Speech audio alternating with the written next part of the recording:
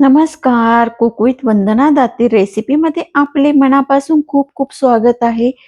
तर आता मटारचा सीझन आहे. आज आपण तयार करणार आहोत मटारचा पराठा. अतिशय पौष्टिक आणि हेल्दी रेसिपी आहे. झटपट होणारी आहे आणि करायलाही सोपी. कमी साहित्यामध्ये तयार होते. बघू शकता पराठा किती छान झालेला आहे आणि खायलाही इतकाच टेस्टी लागतो. त्यासाठी आणि आपण गव्हाच्या पिठाचा वापर केलेला आहे. अतिशय पौष्टिक आहे, हेल्दी आहे. नक्की ट्राय करा. चला तर मग रेसिपीला आपण सुरुवात करूया. अधिक वेळ न घालवता साहित्य बघूया. इथे 1 वाटी मटार घेतलेले आहे, गरम मसाला, जिरे पावडर,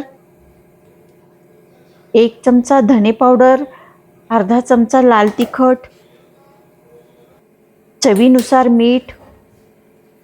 हे सर्व जिन्नस मी मिक्सरमध्ये बारीक करून घेत आहे. आता मी कढई गरम व्हायला ठेवलेली आहे.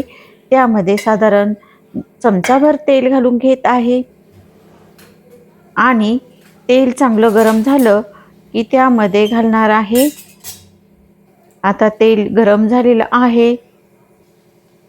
फोडणीसाठी आपण त्यामध्ये हळद घातलेली आहे, मोहरी घातलेली आहे, जिरे घातलेले आहे. आता हे सर्व परतून घ्यायचं आहे. फोडणी चांगली तडतडली की मग आता हे आपलं वाटण तयार झालेलं आहे. बघू शकता हे वाटण घालून घ्यायचं आहे आणि चांगलं परतून घ्यायचं आहे. वाफ देऊन मस्त असं सारण आपलं तयार झालेलं आहे. खमंग असं परतून घ्यायचं आहे. हे वाटण मटारचं नुसतंही खायला खूप टेस्टी लागतं, पौष्टिक पण आहे. आता हे चांगलं मिक्स करून घेणार आहे. एक 3-4 मिनिटं आपण ह्याला चांगलं परतून घ्यायचं आहे, म्हणजे ह्याचा कच्चेपणा निघून जातो व वाफेवर चांगले शिजते. हे करायलाही झटपट आहे. साधारण 1 चमचाभर अर्धा चमचा मी पाणी घातलेलं आहे आणि आता झाकण ठेवून एक 4 ते 5 मिनिटं वाफ देऊन घेत आहे. आता पुढची प्रोसेस 5 मिनिटं. हे बघा 5 मिनिटांनी चेक करायचं आहे. वाफ झालेली आहे. मिश्रण आपलं तयार झालेलं आहे आणि शिजलं पण आहे, मऊसूत झालेलं आहे.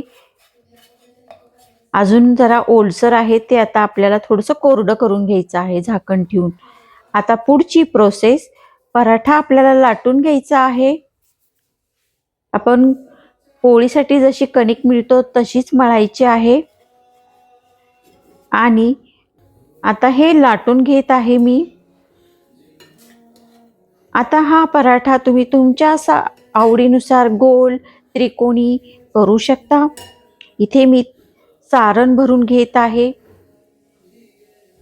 हे बघा सारण पण कोरडं झालेलं आहे. सारण महत्त्वाची टीप म्हणजे सारण ओलसर ठेवू नका, नाहीतर पराठा आपला चिकटतो. आता हे बघा सारण मी लावून घेतलेलं आहे. आता दोन्ही बाजूनी त्रिकोणी पराठा करायचा आहे, त्यामुळे अशा ज्या घड्या करून घेत आहे दुमडून. आता खालची पण पट्टी मी दुमडून घेत आहे. सामोशासारखा आकार आपण ह्याला दिलेला आहे. दाबून घ्यायचं आहे आणि अगोदरच आपण लाटून घेतलेला आहे, त्यामुळे फार काही जास्त लाटायला लागत नाही. तरी हलक्या हाताने लाटणं फिरवून घ्यायचं आहे, म्हणजे भाजी आपली सगळीकडे लागते व चव छान लागते. आता हे बघा मी हलक्या हाताने लाटून घेतलेले आहे.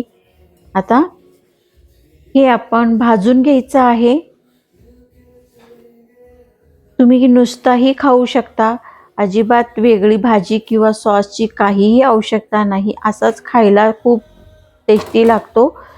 तवा गरम झालेला आहे, मात्र ह्या तुपावर जर बटरवर किंवा तुपावर भाजला तर त्याची टेस्ट खूप छान येते. तुम्ही नक्की करून बघा. आणि व्हिडिओ आवडल्यास लाईक, शेअर, सबस्क्राईब जरूर करा, म्हणजेच येणाऱ्या व्हिडिओचे नोटिफिकेशन तुम्हाला मिळतील. आता मी इथे तूप लावून दोन्ही साईडनी हा खमंग भाजून घेत आहे. कशी वाटली रेसिपी कमेंटद्वारे नक्की कळवा आणि हो, व्हिडिओला लाईक, शेअर, सबस्क्राईब जरूर करा. मी सर्व अशाच पद्धतीने करून घेणार आहे. उलटा करून घेतलेला आहे. छान खमंग असा वास येतोय आणि पराठा आपला फुगलेला पण आहे. मुलांना डब्यात देण्यासाठी हा एक उत्तम पर्याय आहे. नाश्त्यासाठीही तुम्ही करू शकता. बटर लावून किंवा तूप लावून भाजून घ्यायचं आहे. मस्त असा खुसखुशीत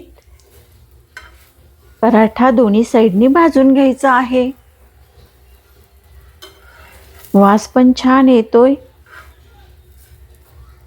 असा दाबून दाबून घ्यायचा आहे, म्हणजे आतपर्यंत चांगला भाजला जातो. हे बघा, उलटून घेतलेला आहे. 3 ते 4 मिनिटं आपला हा भाजायला लागतो. व्हिडिओ आवडल्यास लाईक, शेअर, सबस्क्राईब जरूर करा. अजून जर तुम्ही चॅनलवर नवीन असाल तर कुक विथ वंदना दाते रेसिपीला लाईक, शेअर, सबस्क्राईब जरूर करा.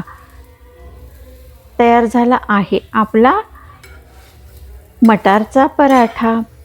कसा वाटला रेसिपी कमेंटद्वारे नक्की कळवा आणि व्हिडिओ शेवटपर्यंत बघितल्याबद्दल सर्वांचे मनापासून खूप खूप धन्यवाद. भेटूया पुन्हा अशाच छानशा रेसिपीसह. तोपर्यंत धन्यवाद. हे बघा, पराठा आपला रेडी आहे.